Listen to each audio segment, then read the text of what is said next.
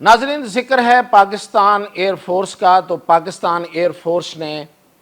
اسرائیل کے 4 طیارے مار گرائے۔ جی، یہ میں انکشاف کر رہا ہوں، 4 طیارے اسرائیل کے مار گرائے، اور اس جنگ میں اگر کوئی عزت بچی تو وہ پاکستان ایئر فورس کی وجہ سے۔ یہ کہاں ہوا تھا، کیسے ہوا، کس نے کیا، اس کی میں آپ کو کہانی بتاتا ہوں۔ میاں طاہر، تو یہ جو میں بتا رہا ہوں کہ اسرائیل کے طیارے مار گرائے، تو اگین اس میں ایک اور جو بڑی خبر ہے وہ یہ ہے کہ وہ سارے کے سارے طیارے فرانس کے تھے، فرانس کے بنائے ہوئے طیارے تھے۔ ایک طیارہ کسی ایک یورپی ملک کا بھی تھا اور کا۔ تو یہ جو طیارے ہیں، یہ 3 طیارے جو تھے وہ پاکستان کے پائلٹ نے اسرائیل کے گرائے، اور چوتھا بھی پاکستان ایئر فورس کے پائلٹ نے گرایا، وہ ایک اور یورپی ملک کا طیارہ تھا۔ اور اس وقت جب جس وقت کی میں یہ بات کر رہا ہوں، اس وقت یہ جو لڑائی تھی، یہ آپ یہ سمجھیں کہ 90 ورسز 10، یعنی کہ 90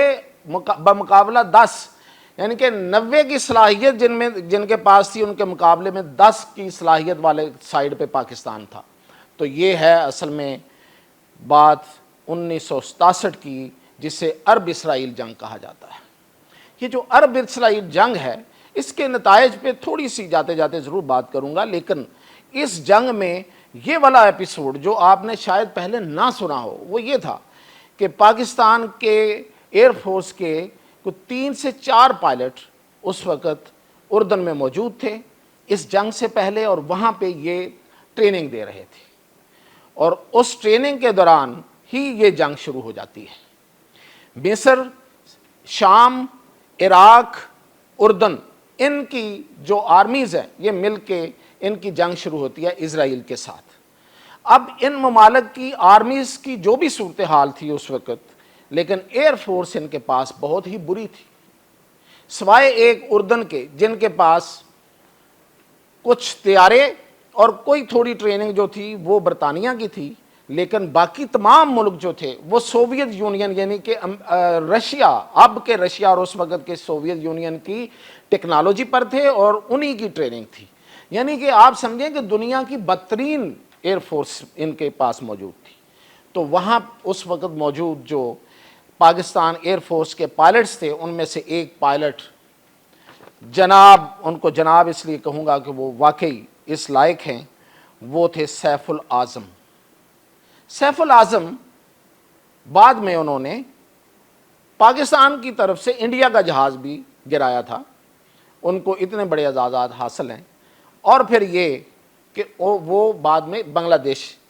ایئر فورس میں چلے گئے تھے۔ ابھی کچھ ہی دن پہلے ان کی شہادت ہوئی ہے، موت واقعہ ہوئی ہے، انتقال ہوا ہے۔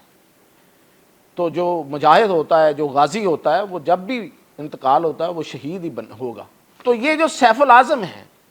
یہ ایک طیارہ، اس کا نام تھا ہاکر ہنٹر۔ ہاکر ہنٹر ایک طیارہ سنگل سیٹر، یہ اس کو اڑا رہے تھے، اور انہوں نے 3 جہاز گرائے۔ 2 جہاز پہلے انہوں نے اردن کی طرف سے اس اردن کی ایئر بیس کو بچاتے ہوئے گرائے، اور ان جہازوں کا نام تھا، ایک تھا ٹرانس سونک ڈسالٹ مسٹرے، اور دوسرا تھا ڈسالٹ میراج 3۔ ان دونوں کمپنیوں کے جہاز جو اسرائیلی پائلٹ اڑا رہے تھے، اور ان کے پاس امریکی ٹریننگ تھی اور امریکی ٹیکنالوجی تھی، اس کے مقابلے میں یہ سیف الاعظم اس طیارے میں، ایک سنگل سیٹر طیارہ، ایک پرانے طیارے میں اردن کی ایئر بیس سے اڑتے ہیں، اور یہ اسرائیل کی جو اس وقت فارمیشن آ رہی تھی ایئر فورس کی، اس کا مقابلہ کرتے ہیں، اور ان دونوں طیاروں کو گرا دیتے ہیں، جس کے بعد اسرائیلی ایئر فورس جو ہے وہ واپس چلی جاتی ہے، اور اردن کی یہ ایئر بیس جو ہے وہ بچ جاتی ہے۔ یہ میں جو لڑائی ٹوٹل سیف الاعظم نے لڑی ہے، یہ 5 سے 7 جون 1967 کے درمیان کی لڑائی ہے۔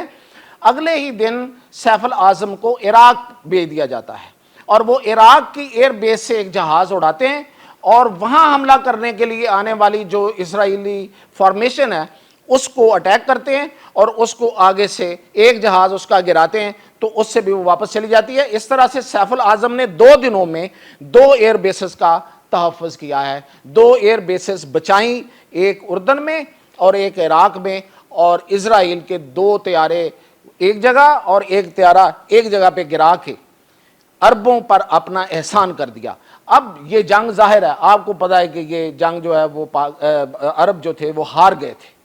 عربوں کا یہ اتحاد یہ جنگ ہار گیا تھا، اس لیے کہ نہ ان کے پاس ایئر فورس تھی، نہ ان کے پاس کوئی فوجیں تھیں، اور اس وقت کی قیادت کی جو منافقت تھی اور جو ان کی غداری تھی وہ بھی شامل تھی۔ کہا جاتا ہے کہ جمال عبد الناصر نے شاہ اردن کو کہا کہ آپ بے فکر ہو جائیں، میری فوجیں جو ہیں وہ تل اویو میں داخل ہو رہی ہیں، جبکہ وہ کہیں تھی نہیں، ان کو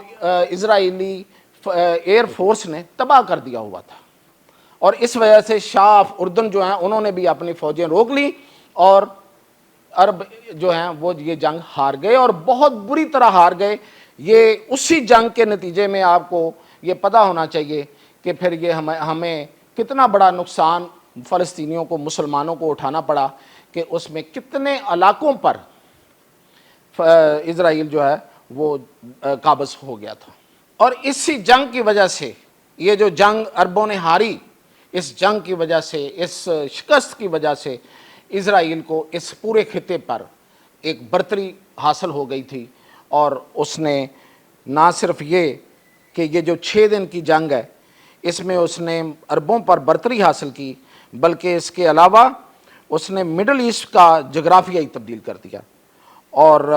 سینائے ڈیزرٹ مصر کا علاقہ جو صحرائے سینائے کہلاتا ہے، اور مغربی کنارہ فلسطین کا، اور شام کی گولان ہائٹس اس کے قبضے میں آ گئیں۔ تو یہ جنگ تو ہار گئے عرب، لیکن پاکستانی پائلٹ نے اپنا احسان ہمیشہ کے لیے عربوں کے سر پہ رکھا، اور یہ پائلٹ جو ہے یہ آج بھی عربوں کے ہاں ایک ہیرو کے طور پہ ہے، اور وہ اس کو یاد کرتے ہیں، اور اس کو 3 ملکوں نے ایوارڈز دیے، اردن، شام اور عراق نے۔ اس کے علاوہ پھر یہ سیف العظم جو ہیں یہ پاکستانی ایئر فورس میں آئے، تو انہوں نے آ کے یہاں بھی انڈیا کے مقابلے میں انہوں نے ایک جہاز گرایا تھا، اور وہیں پہ 1974 میں پھر بعد میں ایک جنگ ہوتی ہے، ایک جھڑپ ہوتی ہے جسے رمضان وار بھی کہتے ہیں، رمضان وار بھی کہتے ہیں۔ یہ 1973 میں شروع ہوئی تھی، اور 1974 تک یہ جنگ پھر رہی، مختلف جھڑپیں، اور اس میں بھی ایک پاکستانی پائلٹ جن کا نام عبدالستار علوی تھا، انہوں نے سیریا میں جہاز اڑاتے ہوئے اسرائیل کا ایک جہاز جو تھا وہ گرایا تھا۔ اور یہ دیکھیں، یہ سب سے بڑا اعزاز جو پاکستانی پائلٹس نے ہمیشہ اپنے پاس رکھا ہے